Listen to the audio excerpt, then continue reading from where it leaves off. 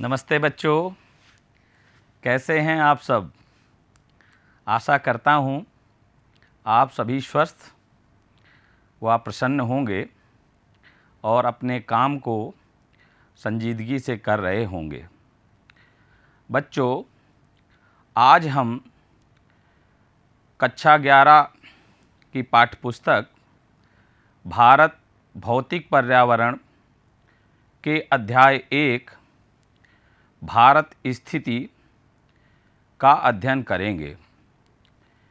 इसके तहत हम ये जानेंगे कि भारत का अक्षांशीय एवं देशांतरी विस्तार क्या है, भारत का समय निर्धारण किस रेखा के आधार पर किया जाता है एवं अंतर्राष्ट्रीय स्तर पर किस रेखा के आधार पर समय का निर्धारण किया जा सकता है, इत्यादि पहलुओं के बारे में हम आज जानेंगे। तो आइए प्रारंभ करते हैं आज का चैप्टर भारत स्थिति। बच्चों, आप स्क्रीन पर देख रहे होंगे, आपको क्या दिखाई दे रहा है। बिल्कुल ठीक बताया आपने, यह विश्व का नक्शा यानी मैप है, जिस पर आपको समस्त कॉन्टिनेंट्स यानी कि महाद्वीप और महासागर दिखाई दे रहे हैं। इस विश्व के नक्शे पर क्या आपको भारत की स्थिति दिखाई दे रही है? जी हाँ, बिल्कुल सही बताया। आप अगर देखें तो भारत विश्व के महाद्वीपों में, 7 महाद्वीपों में एशिया महाद्वीप पर स्थित है। अब यदि हम एशिया महाद्वीप में भी भारत की स्थिति को देखें कि एशिया महाद्वीप में भारत की स्थिति क्या है, तो आप देखेंगे कि अगर एशिया को सेंट्रल एशिया के आधार पर ईस्ट वेस्ट नॉर्थ साउथ में डिवाइड करें, यानी कि पूरब पश्चिम उत्तर और दक्षिण में डिवाइड करें, तो हम देखेंगे कि भारत की स्थिति दक्षिण दिशा में पड़ती है। यानी कि इसे इस प्रकार भी कहा जा सकता है कि भारत दक्षिण एशियाई देशों में से एक देश है। अब यदि हम बात करें कि भारत का अक्षांश और देशांतर विस्तार क्या है, यानी कि लैटिट्यूड और लॉन्गिट्यूड विस्तार उसका क्या है, तो इससे पहले हम थोड़ी सी चर्चा इस बात पर करना चाहेंगे कि ग्लोब पर या मैप पर अक्षांश और देशांतर होते क्या हैं। बच्चों, आपके सामने एक ग्लोब दिखाई दे रहा होगा। ग्लोब पर आपको कुछ क्षैतिज रेखाएं यानी कि लेटी हुई रेखाएं दिखाई दे रही होंगी।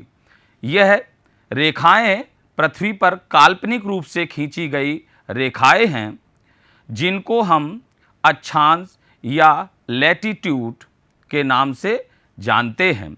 इनका एक नाम इंग्लिश में पैरेलल भी होता है, क्योंकि अगर आप देखें तो इनके बीच की दूरी पूरी पृथ्वी पर गोलाकार रूप से दूरी समान होती है, मतलब ये समांतर होती हैं, इसलिए इन्हें पैरेलल्स के नाम से भी जाना जाता है।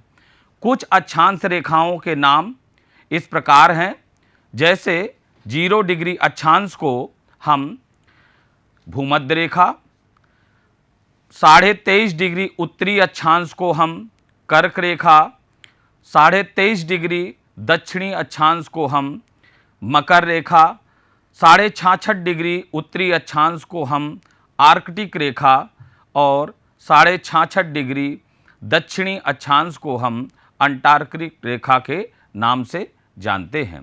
इसी प्रकार यदि हम देशांतर की बात करें तो हम देखेंगे कि ग्लोब पर जो लंबवत रेखाएं खींची गई हैं, ये भी काल्पनिक रेखाएं हैं, उनको हम देशांतर के नाम से जानते हैं।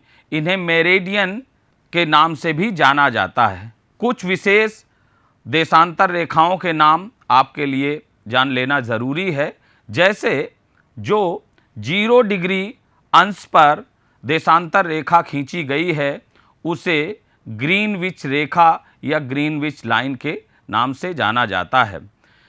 यह रेखा इसलिए भी महत्वपूर्ण है कि इस रेखा के आधार पर ही पूरे विश्व के देशों का समय निर्धारित होता है।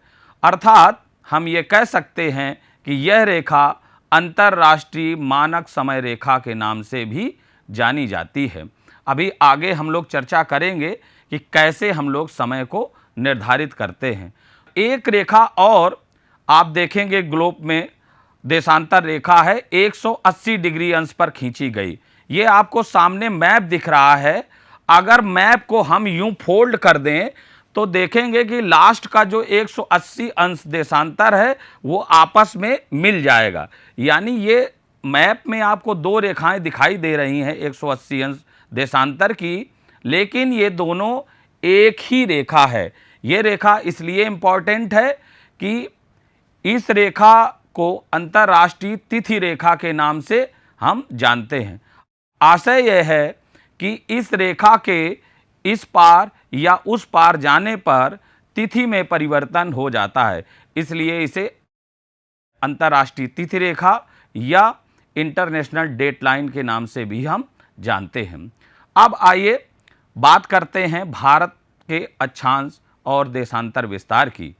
तो भारत का अक्षांश विस्तार 8 डिग्री 4 मिनट से 37 डिग्री 6 मिनट उत्तर दिशा की ओर। आशय यह हुआ कि 0 डिग्री जो हमारा अक्षांश था, जिसे हमने वहाँ पर भूमध्य रेखा कहा था, उससे ऊपर की ओर चलने पर 8 डिग्री 4 मिनट से भारत की सीमा स्टार्ट होती है और 37 डिग्री 6 मिनट उत्तर तक भारत की सीमा जाती है। इसी प्रकार अगर हम भारत के देशांतर विस्तार की बात करें तो हम देखेंगे कि 68 डिग्री 7 मिनट से 97 डिग्री 25 मिनट पूर्व दिशा की ओर। जैसा हमने देशांतर में अभी जाना था कि 0 डिग्री देशांतर, जिसको हमने अंतर्राष्ट्रीय समय मानक रेखा कहा था, उस रेखा से पूर्व की ओर अगर हम चलें तो 68 डिग्री 7 मिनट से भारत की सीमा स्टार्ट होगी और 97 यानी 97 डिग्री 25 मिनट पूर्व दिशा तक भारत की सीमा रहेगी। अब आइए जानते हैं कि भारत में समय का निर्धारण किस आधार पर किया जाता है। अभी हमने जाना कि 0 डिग्री देशांतर को हम अंतर्राष्ट्रीय मानक समय रेखा यानी कि 0 डिग्री देशांतर के आधार पर ही विश्व के समस्त देशों का समय मापन किया जाता है, जबकि भारत का मानक समय 82.5 की जो रेखा है वो भारत में उत्तर प्रदेश के मिर्ज़ापुर ज़िले से होकर गुजरती है, उसके आधार पर निर्धारण किया जाता है मानक रूप से।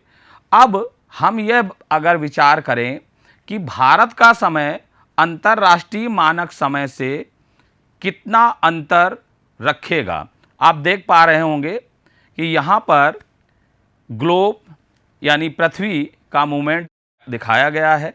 आप जानते हैं कि पृथ्वी का जो घूर्णन है यानी कि उसका अपनी अक्ष पर घूमना है वो पश्चिम से पूर्व दिशा की ओर है।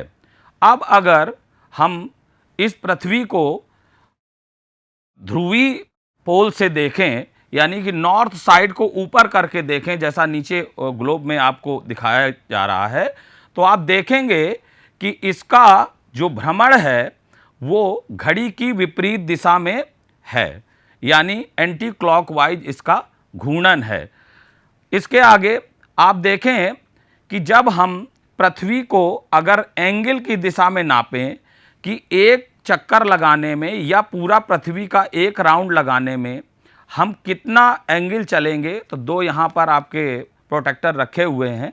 एक प्रोटेक्टर 180 डिग्री का और एक फिर 180 डिग्री का, ये पूरा राउंड है यानी कि जो एंगल बनेगा वो 360 डिग्री का बनेगा। आप जानते हैं कि पृथ्वी अपना चक्कर लगाने में 24 घंटे का यानी 24 आवर का समय लेती है। आशय यह हुआ कि 360 डिग्री जो एंगल है वो इक्वल है 24 घंटे के।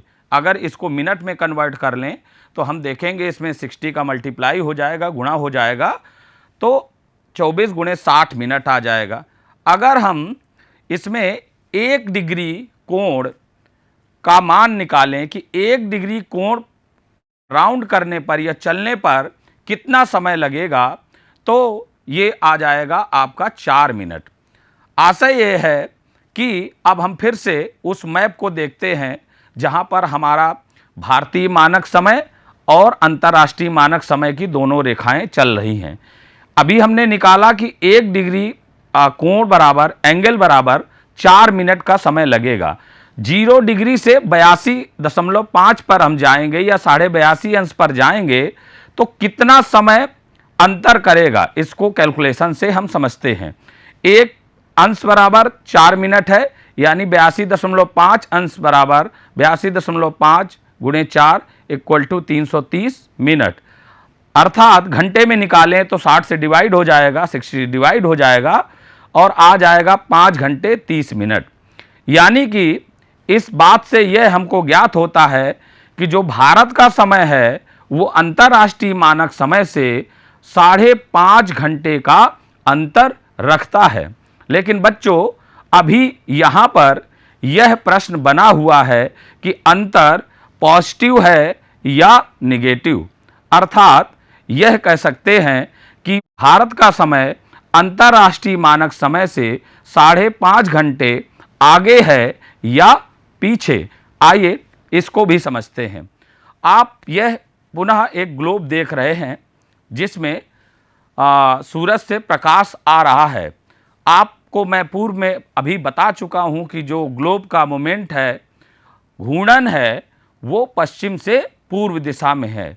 अब इस ग्लोब को देखिए, आपको भारत दिखाई दे रहा है सामने, और भारत से ऊपरी क्षेत्र में एशिया का क्षेत्र है जो व्हाइटिश कलर लिए हुए है। उसके बाएं साइड में आप देखें ग्रीन कलर जो लिए हुए यूरोप का क्षेत्र है। आपने अभी देखा कि ग्रीनविच लाइन लंदन में स्थान है एक, यानी ब्रिटेन में, जो कि यूरोप में पड़ेगा, वहां से होकर जाती है 0 डिग्री देशांतर। तो अब आप यहां समझिए कि भारत पर लाइट सन की पहले पड़ेगी या 0 डिग्री देशांतर पर। एक बार मोमेंट करके फिर बिल्कुल ठीक बताया आपने कि इस मोमेंट से जो लाइट है सन की वो पहले भारत पर पड़ेगी और बाद में 0 डिग्री देशांतर पर। यानी इस बात से यह स्पष्ट हो जाता है कि जो भारत का 5.5 घंटे का समय का अंतराल है वह अंतर्राष्ट्रीय मानक समय से आगे है। क्यों? क्योंकि सोलर लाइट उसमें पहले पड़ रही है, जबकि 0 डिग्री देशांतर पर उसके बाद में। अब हम ये देखते हैं कि हमने इस चर्चा पर क्या क्या सीखा। वही हमने भारत की भौगोलिक स्थिति के बारे में हमने जाना, भारत का अक्षांशीय देशांतर विस्तार कितना है इसके बारे में जाना, अंतर्राष्ट्रीय मानक समय का निर्धारण कहाँ से होता है ये भी जाना, भारत और अंतर्राष्ट्रीय मानक समय में कितना अंतर है यह भी जाना, और अंतर्राष्ट्रीय मानक समय से समय की गणना किस प्रकार की जाती है इस बात को भी हमने भली भांति तरीके से जाना। बच्चों, आशा है इस वीडियो से आपको ये की गई चर्चा बहुत ही रोचक और समझ में आई होगी, और पुनः हम लोग मिलेंगे अगले वीडियो में। धन्यवाद।